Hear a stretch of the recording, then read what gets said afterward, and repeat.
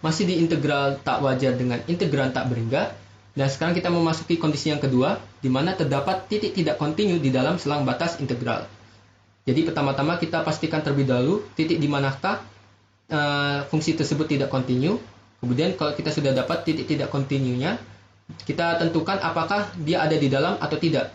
Nah, jika dia ada di dalam selang integral, maka kita akan pecah integralnya menjadi dua seperti ini ya, dengan sifat integral. Contoh, kita punya titik tidak kontinu C, dan titik tersebut ada di dalam selang batas integral fx dengan batas a sampai b, dan titik C ini ada di dalamnya. Oke, maka kita pecah integralnya menjadi seperti ini ya. Jadi integral pertama dengan batas a sampai c, integral kedua dengan batas c sampai b. Kemudian kita akan misalkan titik C tersebut di tiap-tiap integralnya dengan suatu pemisalan. Nah, contoh di integral pertama kita misalkan titik C-nya dengan P, kemudian kita misalkan di titik C yang di integral kedua dengan Q. Nah, kemudian kita akan lakukan pendekatan di tiap-tiap pemisalan tersebut menuju C sesuai dengan arahnya menggunakan limit. Oke, contoh kita di integral pertama, karena C-nya ini ada di batas atas, ya kan ya? Ya kan, di integral pertama C-nya ada di batas atas, maka kita lakukan pendekatan limitnya P menuju C dari arah kiri dengan tanda min seperti ini. Oke, kemudian di integral kedua, kita lihat C-nya ada di batas bawah, maka kita lakukan pendekatan Q menuju C dari arah kanan, makanya kita kasih tanda plus seperti ini. Lalu kita lanjutkan dengan melakukan integral pada ruas kanan. Jadi kedua integral yang ada di ruas kanan kita integralkan, kemudian hasil integralnya kita masukin nilai limitnya. Nanti ada dua kemungkinan yang kita dapatkan. Jika hasil limitnya dari kedua integral ini mempunyai nilai-nilai terhingga, maka hasil tersebut menunjukkan kalau integralnya konvergen.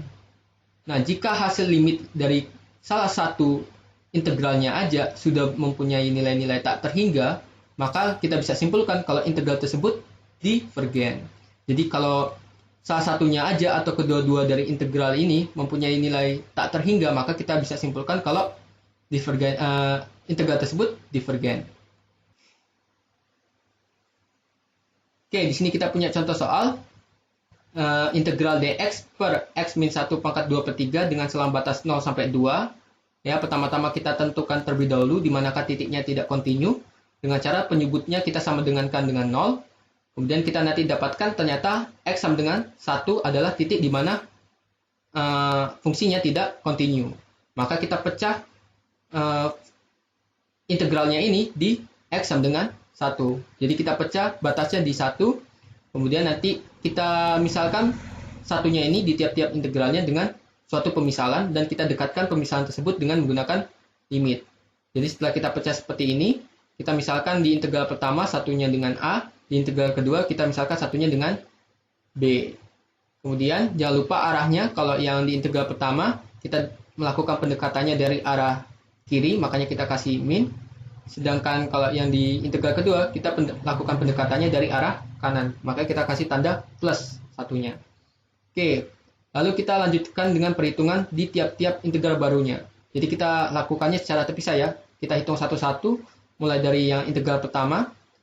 Jadi kita setelah lakukan pemisahan seperti ini, kita integralkan dx per x min 1 pangkat 2 per 3-nya. Nanti kita dapatkan hasilnya 3 dikali x min 1 pangkat sepertiga. Jangan lupa batasnya 0 sampai A.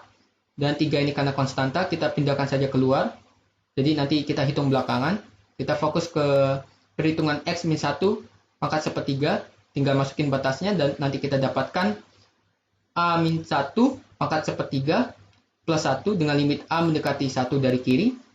Oke, kemudian kita masukin nilai limitnya. Nanti kita dapatkan hasilnya adalah 3 ya. Jangan lupa dikali 3, maka hasilnya 3. Dan 3 ini menunjukkan kalau integral pertama bentuknya konvergen ya. Jadi aman yang untuk integral pertama, tapi belum tentu untuk integral kedua. Jadi kita harus buktikan lagi untuk integral keduanya. Nah, integral kedua nanti dengan cara yang sama, setelah diubah bentuknya menjadi limit seperti ini, kita hitung integralnya, nanti dapatnya sama juga integralnya seperti yang integral pertama, 3 kali x min 1 pangkat sepertiga, cuma di sini batasnya aja yang berbeda, dari B sampai A, B dari B sampai 2. Kemudian nanti 3-nya ini karena berupa konstanta kita keluarkan, kita hitung aja X min 1 pangkat sepertiganya dan masukin batasnya, kita dapatkan hasilnya 1 min B min 1 pangkat sepertiga dengan limit A mendekati 1 dari kanan. Lalu kita lanjutkan dengan kalikan 3 yang di depan tadi ya. Maka kita dapatkan hasilnya 3. Maka bisa kita simpulkan dx per x min 1 pangkat 2 per 3 dengan batas 0 sampai 2 itu sama dengan jumlah hasil dari tiap-tiap limitnya ini ya. Tadi kan kita sudah hitung limit-limit tiap integralnya, maka kita tinggal jumlahkan, hasilnya adalah 3 tambah 3, 6. Nah, karena 6 ini adalah nilai yang terhingga, maka kita bisa simpulkan integralnya konvergen.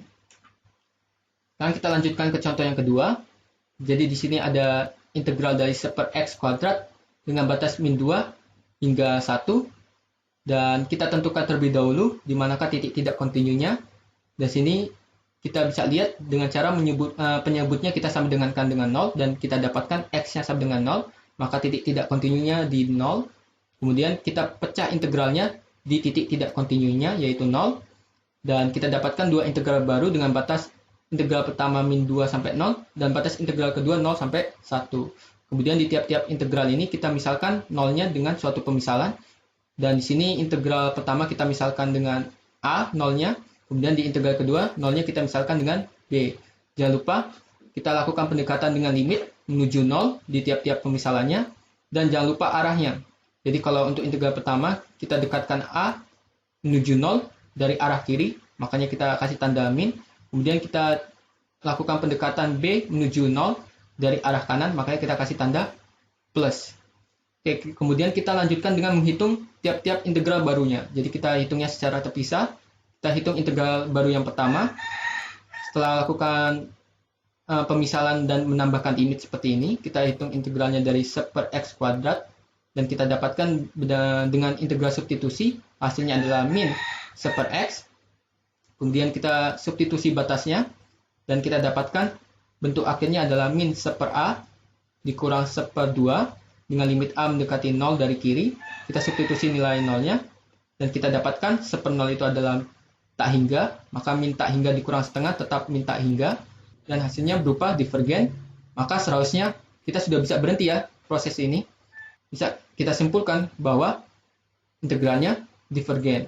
Tapi kita coba buktikan lagi dengan melakukan perhitungan pada integral baru yang kedua, dan kalau kita hitung nanti kita dapatkan bentuknya menjadi min 1 plus 1 per b dengan limit b mendekati 0 dari kanan, dan hasilnya kalau kita masukin nilai limitnya kita dapatkan min 1 plus 1 per 0, dan 1 per 0 ini adalah tak hingga plus min 1 itu sama dengan tetap tak hingga.